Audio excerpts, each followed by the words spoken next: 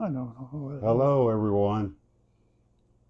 Today is Thursday, April 9th, 2026, and this is Dad and his lifetime of stories.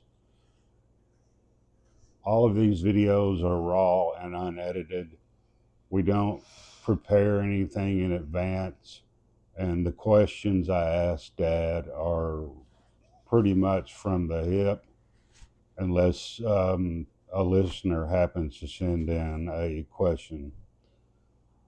Last video, we talked about primarily about the tornado that hit Cabot and Mom's reaction to it and how you found out. Uh, Going back, uh, probably early in your marriage, do you recall how you started going to church or who asked you to go?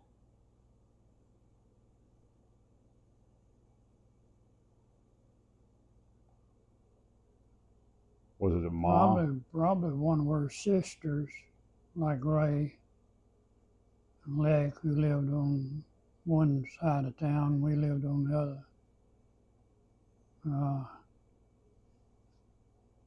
More than likely was Ray. And no, wait a minute. There was a lady visiting, going from door to door, and she got acquainted with some lady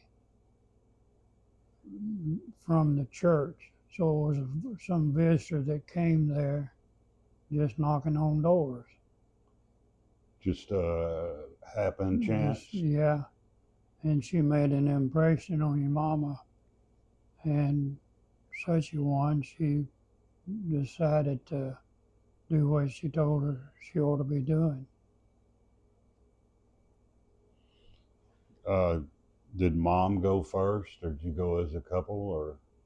Yeah, it seemed like she was always the first one to get involved in in other people's lives and go visit them or whatever.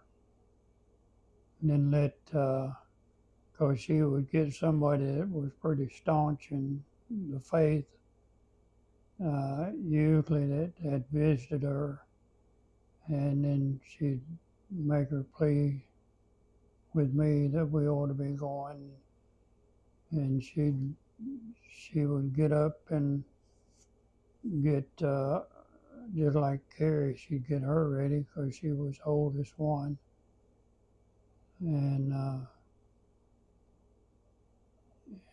it really made her proud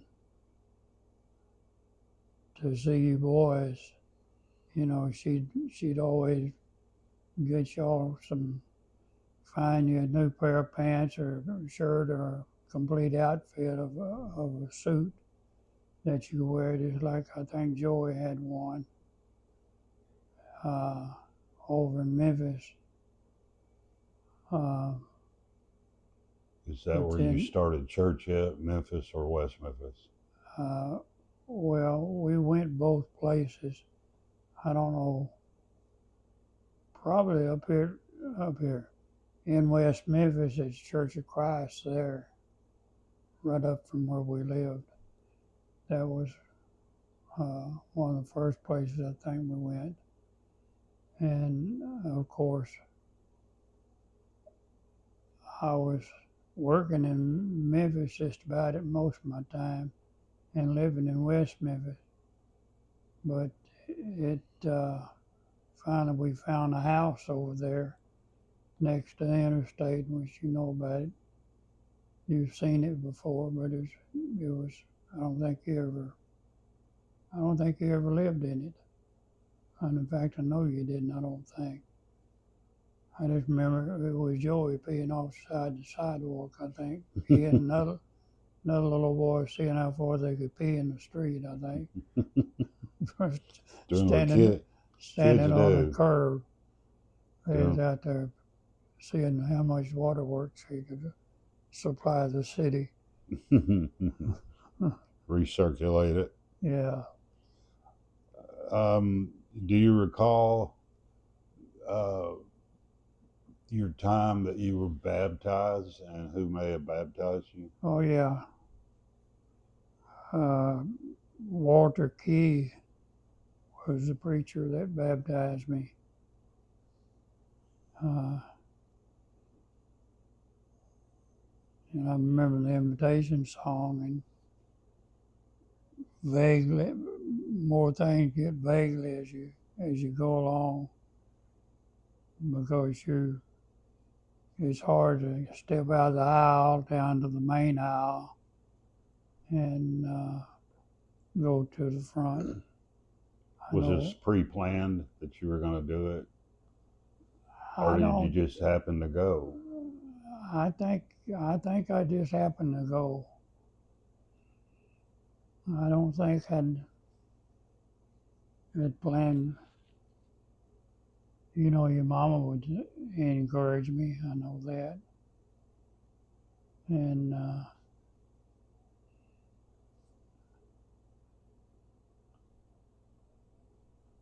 I remember going down there vaguely.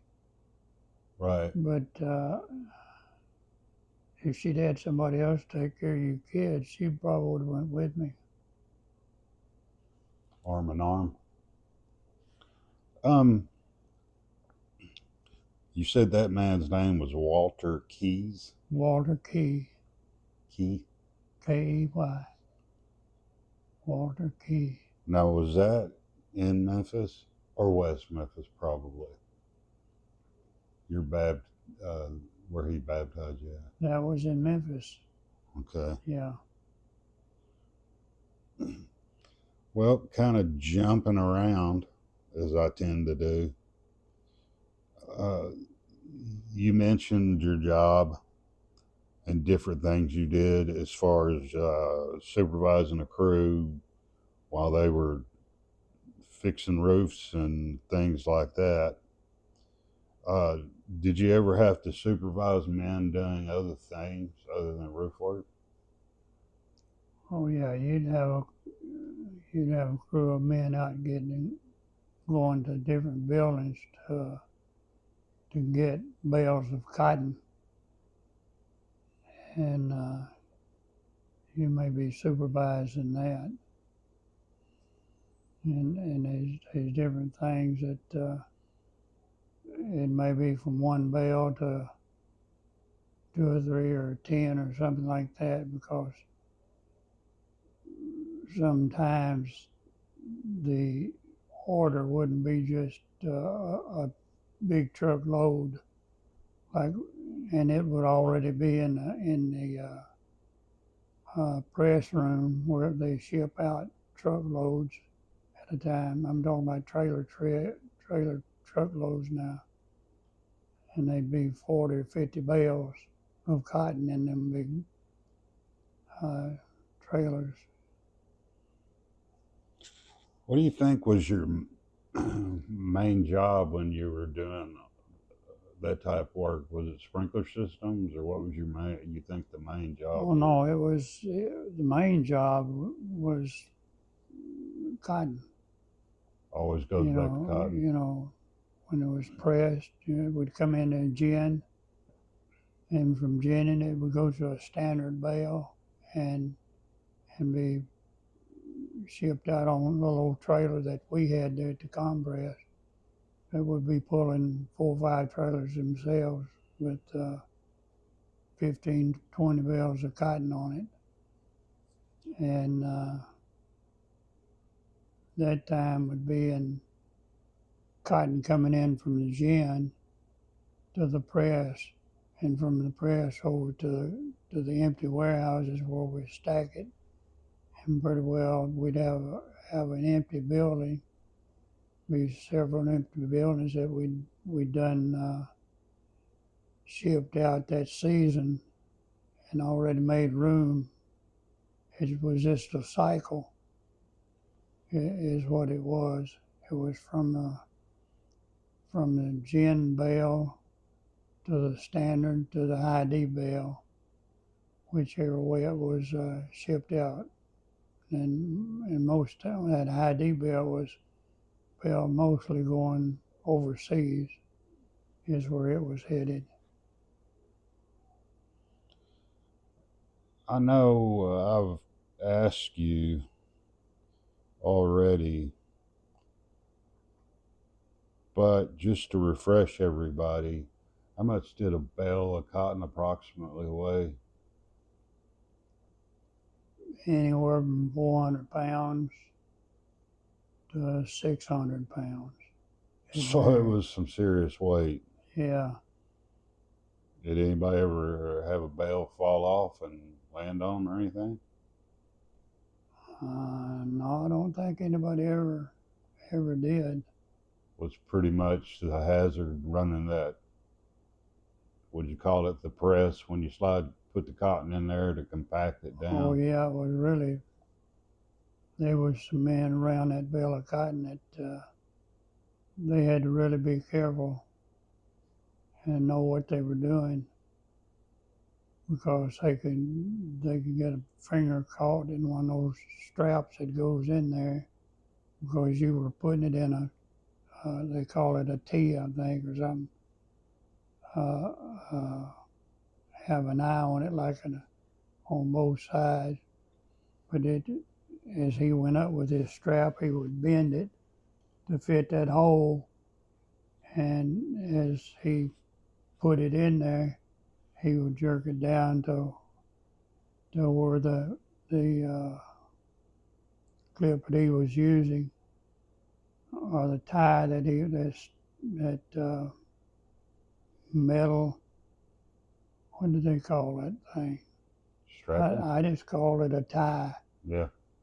Is what it was, because it's already stapled together on one end, and the man that put the band through there, he would bring that strap back over like that, and he'd have him a hole made, and that T tie would be something similar like that. Have a place that strap, that metal strap, it went on. It'd be 8 straps.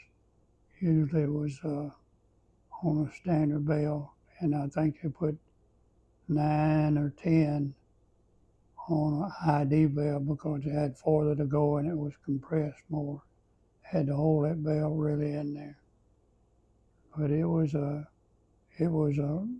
art really to learn how to do that, because a lot of people wanted to do it. Mm-hmm. A lot of those guys, well, we'd give him a shot at it, and To lose a finger. yeah, and we'd say, well, come on and go up there and just see what they're doing, how they're doing it. And of course, as everybody come off, as they were showing him what to do whenever he got up there, he better be on his toes, because once that guy calls the doors to go down, they step on it and do their job, and they've got to have that job completed, and they can't be no trying to get that thing strapped in there several times. Everything speed and accuracy and Well, there's always getting their glove caught somewhere in that tie or in that strap, because that strap usually that he brought back over had to go somewhere, and it usually was on that last. If it was 8 straps, this guy would usually take the extra at band, is what I've been trying to say all along. That band at band and holds that belt together once it's compressed, because it's got a tail on it, maybe it's yay long, 6-8 inches, and he'll take and strap that thing back around the last tie usually, and strap it in with some jute bagging there also. As it's going down, he'll be strapping it in there. But they just it's something that they just learn to do, and they do it. Sounds like like- an interesting job, It's- except for It's just dangerous. I was That's the gonna only say, thing. yeah, except for the danger and I, losing a I finger. never did. I don't think I ever went up there. But I would be. I think when I was running the press, I may have went up there a time or two and just seen how they look at them and see how they were doing and all that stuff. Right. Because it'd either be 3 men usually on a standard bale. It'd be 3 men up there, 2 on each end and 1 working the middle. Well, we are at a point we're going to stop. And I just hit the camera. Sorry, everybody. But until next time, see you later. Bye. By